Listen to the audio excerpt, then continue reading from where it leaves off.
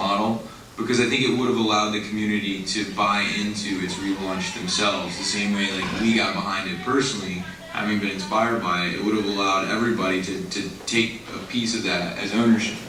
Now it's been, I mean, everything's gone great, and comic shops are actually stocking it and everything, but you know, there's something about Kickstarter and you, the individual, not just being a passive consumer, but an active producer through your donation and through your contribution, that I wish, you know, that I think has a lot of potential that takes your engagement as a reader a little bit further. I mean, you got to, one awesome thing about working with the publisher and not through Kickstarter is you don't have to mail anything. You don't have to buy boxes, you don't have to buy envelopes, you don't have to stuff the envelopes. All of that is like, postage is like the bane of the self-publisher's existence, I think. And not just that, but like getting envelopes and stuff, and now, you know, Uline is not really great anymore. I don't know. See, I don't miss that stuff at all. Yeah, I came up in the 90s, and I did like everything was like through zines and Riot Girl and pasting, and we did all our own postage and doing the math on that, and it just becomes like another job. Oh, sure. Whereas making the comics alone is a massive undertaking, so you don't want to have to do the logistics as well. Charles, what's your experience with Oily? Do you have to do all that stuff? Oh, yeah. Yeah, I apologize if I owe any orders. They'll ship when I get back. Yeah, I do that constantly. You know, and yeah, shipping sucks, but I've never done like a crowdfunder thing per se, but I feel like maybe I do it an old-fashioned version of it. Like I just did a bundle of comics through Oily, and I just did a pre-sale. And it just felt like more of like a, it's, I guess I'm just more comfortable with it, because I know I have like a certain amount of readers that will probably be into this thing, and they're willing to lay down $20 for a pack of mini comics and prints that I've picked, and they trust me, and that feels good. And then, you know, and they're voting with their dollars, and it's like, yes, this can exist now. Yeah, I agree. I mean, we do our pre-orders for that, not through Kickstarter anymore. I think when you're running a Kickstarter, your life has to be that Kickstarter for a month. And when you're running a pre-order, it's less pressure, kind of. If you've ever run a Kickstarter, I don't know anyone here has run it. It sucks. For that month, you are on pins and needles the entire time, and you're constantly like begging your friends to talk about your thing, and like that's the other thing that keeps me from it. I can't do that. Every day you're just like, check out my Kickstarter, blah blah blah. You have to like think of any. We're almost at 10,000. Like, okay, there's a round number coming up. You just have to do that, you know, constantly. And the best Kickstarter people that are people that do the best on Kickstarter are the ones that are the best at that, I think. So yeah, that's a whole nother thing. Sorry if that might have derailed. That might have been a question that I wanted to hear them answer more than anyone else, but I just have friends who are doing Kickstarters now, sometimes for the first time, and it is rough. It is rough. People who have become massively successful at it really impress me, and I've seen different ways in which they use digital as well as print to try to like vary things and get strategies going. You have to find your own strategy from what I've seen. It's different for everybody. It seems so easy. I mean, when I first saw it, I was like, you just put your thing up there and you get $5,000. But it's not very much not like that. It's like a stress roller coaster. So basically, indie comics will kill you. They're very hard. We're going to open up to questions because I want to make sure you all have time. And I've asked some strange questions. I'm sure you have better ones. I just like one more question.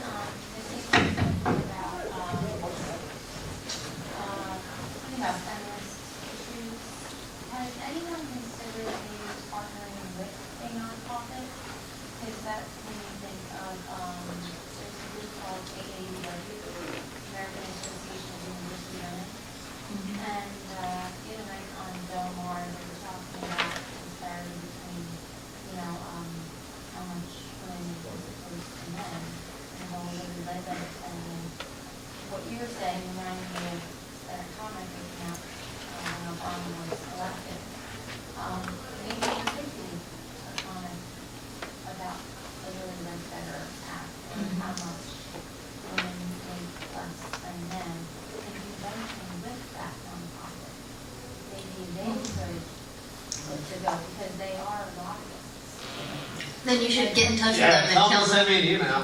Yeah. But you'd be happy to know that in comics, everyone makes like almost nothing, like regardless of gender. So there's, so it is more egalitarian. No, I'm just thinking. No. Yeah, no, I mean, I've seen, I mean, not specifically to women's issues, but I've seen nonprofits and you know, even government agencies contract cartoonists and friends of mine to do, you know, to put together a comic to get information about whatever they want to get out there. So There's it's, actually tons of great old military comics from a long time ago that would like explain stuff to privates or whatever. And Didn't Jeff Yeah. Davis used to do that? yeah, they're awesome. Yeah, I would say just have, those organizations should reach out to like figure out what cartoonists they like and reach out and But I they think probably that's find where the people. disconnect is. I don't think that they are thinking in the level of, you know, like with that group, it turns out there was, the average age was like over 50. Mhm. The thing, I mean, I think that But this they is, want to connect with the younger. Sure. younger well, I crowd. think this is the, How do you do that? having this conversation is good because I think the average person, when they think about what comics are, they think of superhero comics or possibly newspaper comics. And they're really a medium that's capable of anything. Can be very powerful and a very good way to explain difficult topics Yeah. and important topics of all kinds. So I think the more people know that, hopefully we'll see more stuff like that. Well, to speak, first of all, I think that was an excellent question. I've been getting, because of my proximity to a lot of these folks and because of March's sort of mainstream success in some ways, I get a lot of these phone calls. Whether it was like somebody wanting to do a Reagan graphic novel, which I politely said no to. I'll tell you the problem. Unless you want to have your mouth on and a story talking, then you could do that. I mean, the guy kicked off his first campaign in Philadelphia, Mississippi, which is down the road from Money, Mississippi, and we have Emmett Till in our book. Yeah, it just doesn't. But to speak to your point, the biggest problem I've seen as I've gotten these phone calls, one of them was asking if I thought, they were like, have you heard of this creator? I think he's pretty good. We're not sure if he'll do it, but you know, my cousin sort of knows his assistant or something like that. And I was like, oh, who was it? They're like, Neil Gaiman. I don't think so. They're like, well, you know, the cousin knows the assistant pretty well.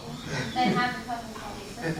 It's Right. slightly deeper than Neil Gaiman. But that's sort of my point is that like, they know this top level names, right? Like, They know the marquee names, but they Sure. don't know all the people in Right. the trenches. Total lack of knowledge But of then comics. that's where Right. you have to educate them and say, you know, this is where we're coming from, just like you are, we're sort of grassroots. We're trying to be profit, but not so much. So, I mean, you know, we can work together, you know, with talking or something like that, to come up with something. one of the great examples of that was the healthcare reform graphic novel that came out. I mean, that was a New York Times bestseller. And I think you're starting to see that deployment, so to speak. I know there's a lot more people who are talking about that idea, especially in Washington, but they also don't understand the economy of it. So when they think, they're like, yeah, so like it's like $2,000-3,000 to do a series of 10,000, right? And they don't understand like that will barely cover your creators, if at all.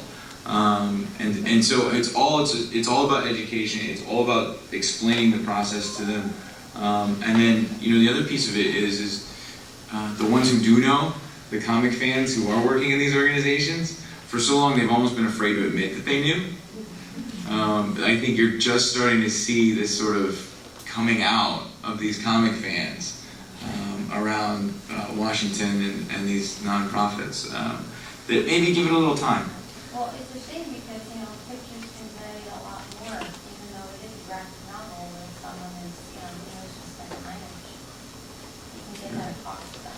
Well, I mean, I wrote my graduate thesis on Martin Luther King and the Montgomery story, which this worked in the 50s of conveying the ideas in a complicated system in a simple way. So I totally agree with you.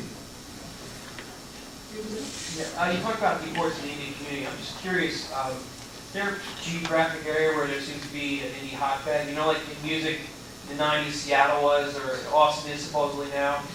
Do you find that, or is it because of the internet, it really doesn't matter where you come out of? No, I think there's definitely pockets of the country where there's a lot of cartoonists. Seattle in the 90s was huge for cartoonists as well. Like a lot of cartoonists moved out, because that's where Fantagraphics is based. So in the 90s, a lot of cartoonists moved to Seattle. There's a ton of cartoonists in Brooklyn. Yeah. Portland's really big. Yeah, Portland. There's a ton Remember of, there's cheap housing? yeah, there's a ton of cartoonists. There's a ton of cartoonists in Philly too. I mean, there's kind of any kind of Some big city. Pittsburgh guys? Yeah, there's a bunch of people coming out of Pittsburgh and any kind of place where there a lot of. I don't want to say any city, but I feel like any city there's kind of a few cartoonists. And I went to, speaking of community, I went to a program called the Center for Cartoon Studies, which is in the middle of nowhere in Vermont. And you wouldn't know it driving by this small town that there's probably like 40 cartoonists and they're drawing away on their boards. So it can happen anywhere. Vermont actually has a cartoonist laureate. Yeah. You mentioned Mocha, and I had never been till just a week or so ago. And what really impressed me was, one, it was like 95% creators, and almost all of them were doing webcomics, and which I just, in the 60s, I waited on Wednesday at the newsstand and got my latest Jack Kirby comics. This is a brand new thing for me, and it was fascinating. It seemed like there were hundreds of people doing that. They're cranking out every Tuesday and Friday. Watch for my next thing. Is that like the future? And it seems like it's a tough financial road to hoe. It's funny because there's, you said hundreds of people, but there's probably like tens of thousands across the. I mean, I think that's where a lot of people get started. I mean, that's where I got started. I mean, I think a lot of people. When you're first starting out, the web is kind of like free to post your stuff on, and everybody a lot of people maintain a web presence for sure. So it's kind of the stepping stone. It's like the first Sometimes people make their full living there too, and it's all about where your audience is, I think. There's no shipping if you do on that. Yeah. Yeah. I mean, I know I'm sorry. No, I was just gonna say, I think like for strips and shorter stuff, web is better. At least my perception is, I don't like reading long comics online. I prefer it in a book or something. Yeah, no, I agree. I mean, I think I got started. I was doing an online strip for a long time, but I couldn't really bridge the gap for the model a lot of people use for strip comics online is like you just give your comic away for free and then you sell merchandise to go with it. I couldn't really get a handle on the merchandising part of it, so that's why I kind of got into making just print comics. Unless you're Ali Broche. Yeah, she's doing very well. So, do you guys know Hyperbole and a Half? You heard of it? Bestseller. Yeah, that Yeah, thing number one. dominated. Just dominated. She was on Fresh Air. That's like a dream of mine. I'm sorry, people have their hands up. Way in the back.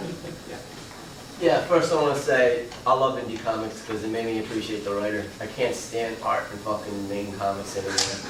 I can't. I like to know a synopsis of the story first, and I don't give a shit about the art now. I like to know what this, and indie comics did that for me. So I want to know what you guys think of Image comics, because I'm loving Image. They're so diverse right now. It's creator-owned. You get to do what you want, and I'm loving Image. I forget about Marvel and DC. I don't even check them out anymore. I never worked with Image, but I have a friend who's doing something with them now, and they seem to be very all about that. He said his contract was like 3 pages long or something, and it was just very much like you can do what you want there. I think that's really cool. Robert Kirkman, he loved indie comics growing up. I think he's setting a new standard, because I can't stand Marvel and DC anymore. There's really nothing engaging about Marvel and DC. Yeah, you're preaching to the choir. They restart superheroes over and over and over again. It's just crap. From what I know about Image, I think it's it's a nice bridge between doing something that's truly indie, and then doing something that's superhero mainstream, because it's sort of like self-publishing, but with, help with all the logistics we were talking about, like Getting your stuff shipping, into stores. and also promotion and getting the Diamond orders, who has a monopoly on distribution. Yeah, Diamond is truly an enemy of the indie cartoons. Yeah, that's an enemy of anyone doing print Someone will books probably and hear that stuff. and get pissed at me. Well, and I think Amazon's going to take over they just bought Comixology, and now, it's clear they've got their eye on the direct market, so Yeah. trade one devil for the other. Yikes. Yeah, I want to go back, Dawn, when you said something about women and a lot about the image of women right now in being a huge part of comics. And I'm starting to feel like, and I kind of do agree with you, because right now you have $1 billion right now with these big, huge guys, which are Caucasian, traditional Caucasian leading males. And I feel like right now, as time has grown, as the women have becoming more and more involved with the comic community, both independent-wise and commercial-wise, and trying to see those numbers represented. And so I want to go ask a question with you, saying that if you had that opportunity to, I guess, present a female character that presents certain views that maybe girls can't appreciate, what kind of story would you tell that could represent the strong female woman that doesn't have to have that nice big booty that has to be shown around? There's nothing wrong with a big booty. That's not. Oh no, I totally agree. I love girls with big booties. Yeah, it's not the. Let me just be clear. It's not the sexiness that it's not like whether they're sexy. It just seems to be the only model for female characters Which I totally agree with. empowered by being hyper violent or super strong or something beyond being what a woman can be. And it's true that the male characters are like that as well. They usually have abilities beyond the normal, unless they're just hyper violent or on machine guns killing everybody. Punisher just killing people. Yes, getting Punisher shirt. Awesome. But I feel like I actually do that. With the autobio book, it's not that I don't hold myself up certainly as a hero. That's the last thing you'd ever think from what I do. But just showing female characters that have a thought process that's rational, not that are written from the perspective of someone who doesn't understand women or how It's they like think. they're a person, but they're also a woman. Yes. I just wish they'd write them take the male character, draw a couple circles, and then that's your character, instead of having to be like, well, this is a woman, so let's consider what a woman is. And it's usually written from the perspective of someone who doesn't really have a good grasp on what women are about. But I haven't really been keeping up, but I think a lot of the characters, all the characters are kind of one-dimensional. There's just so many male characters that have just been developed over 1,000 years. They've had every thought and every kind of whatever. But they can also be unattractive. They don't have to be a teenager. They don't have to look like a teenager. Yeah. They let them be a little more grizzled and a little more real. And I like to see female characters like that, where they can have a terrible disfigurement and still be the lead. They don't have to be beautiful. They could be cute, or they could be pretty, but missing an eye. anything, like any normal person. I feel like that's kind of the most difficult situation right now. It's like you said, guys can, and it's sadly kind of one standard right now still in today's industry, because like you said, you can have a guy that can be kind of living quasi-woman-like instead of just being deep, but a woman, like you said, is missing an eye. She can't really carry on that same feeling, because at the end of the day, there's still that weird disconnect. Wait, is this a woman? And she's disfigured. She's going to do this particular concept or IP that we were trying to walk out. Yeah, unattractive female characters. It's the same thing with film. You'll never see a lot of that, or even. I think the closest is you could say Lena Dunham is she uses her body like a weapon in Girls, and so that's a step in a direction that's much more interesting. And it's not a matter of living up to moral standards. It's this has to be the feminist ideal. It's just a matter of being realistic, and that's much more interesting than the same plastic character. A lot of female characters, if you change their hair, that's all that changes. It's interchangeable. There was actually in I think Ultimate Spider-Man, there was an issue I was reading where it's Halloween, And so the female characters put on some wigs, and then suddenly you don't know who anybody is because they're the same character. But yeah, and to what you're saying about what would I do, the adventure series I'm doing now, Henny, there's a female character. She's not unattractive, but she's not set up as, you know, her body is her currency. And she's a thinker, and she's a real, fully realized human being, so that's what I am doing. That's what I'd like to see more of. Do we need to finish up now? Yeah. Thank you so much for coming. Thanks for